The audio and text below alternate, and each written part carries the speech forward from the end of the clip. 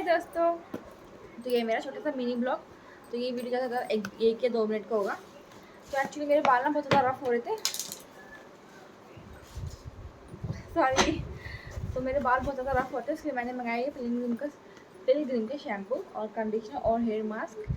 तो चलिए मैं आपको दिखाती हूँ। एक्चुअली मैंने पहले खोल लिया था थोड़ा सा। हम इसे पहले मैजिक से बंद कर लेंगे। ये मैंने कर लिया इसे बंद। अब इसे हम दोबारा से खोलेंगे अनबॉक्सिंग के लिए।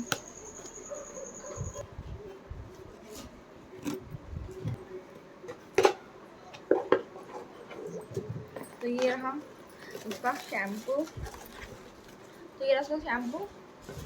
और ये रहा उसका कंडीशनर, ये दोनों।